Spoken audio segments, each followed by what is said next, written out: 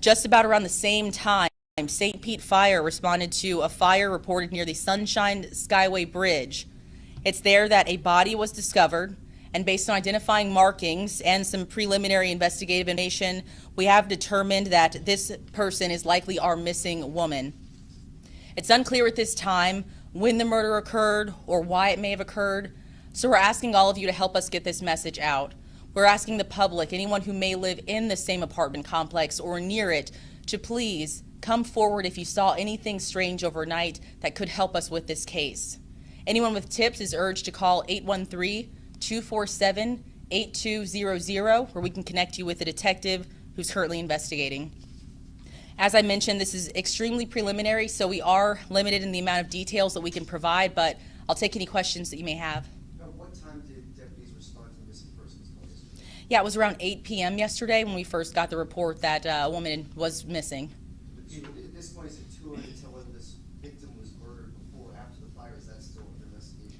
That's all a part of the investigation. So as I mentioned, the person was found burned at this location near the bridge.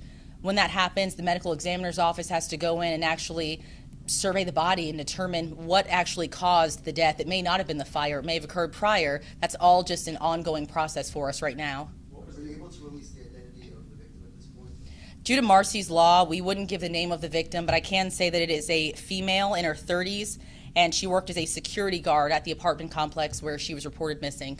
What was the nature of the missing person's call? Why were they concerned, and were they concerned that this person was in danger?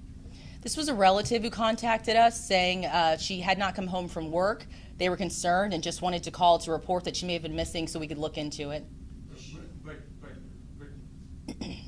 if they're concerned that she's missing, is this someone that was in frequent communication with? I mean, only a few hours is not necessarily enough for someone to go missing. So was there additional reason for them to be concerned other than she wasn't there? Yeah, that's correct. A few hours, obviously, people could have stopped somewhere else on their way home. It doesn't always lead to a cause for alarm. However, in this case, the relative said it was out of her usual schedule.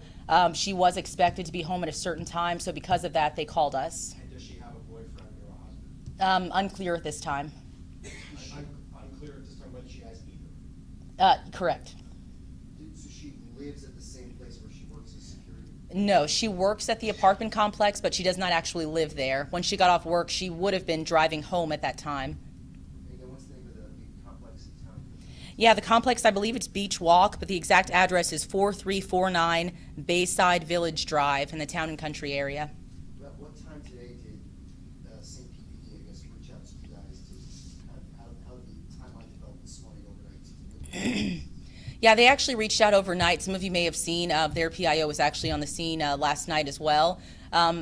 We'd been working with them just because of the general location. It's one of those areas with that bridge where it's split. The Hillsborough County Sheriff's Office does some of the investigating on one side, St. Pete PD on the other side, and also we patrol the water. So we were involved in that investigation from the start, and then once it was determined that this was linked to our missing persons case, the Hillsborough County Sheriff's Office took over the investigation.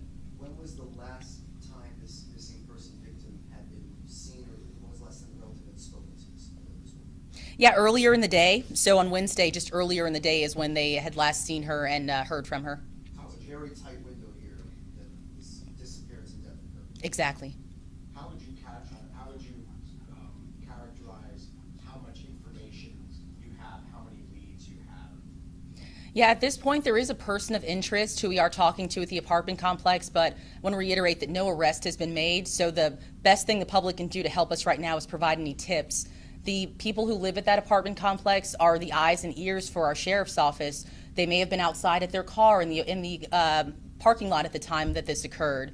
They may have, looked out of their window and seen something suspicious. All of that is what can help us solve this case faster. So again, where did the victim live?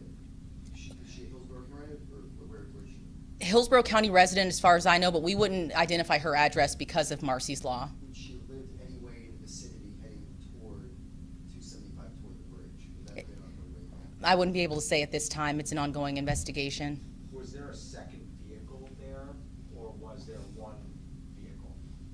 At which location? Connected to this investigation, do you have one vehicle? At this time, there's one vehicle that we're looking into, and that is the vehicle of the victim. The victim's vehicle was found at the apartment complex, not at the bridge. And again, this fire, I can describe this as a fire in the brush, right? There was no vehicle involved in the fire, correct? It was just the brush. I see. Yet no vehicle involved. Someone reported seeing flames near the bridge. That's when St. Pete Fire Rescue responded and put it out. Upon extinguishing that fire, that's when they determined that it was an actual person. Is the fire considered to be arson connected to this case, or do you know what the cause of the fire necessarily is? No, it's unclear exactly why. I mean, we are calling it a homicide because obviously it's suspicious if a person is found on fire. Any other questions? All right, we'll send out these details in a release, and thank you all for coming.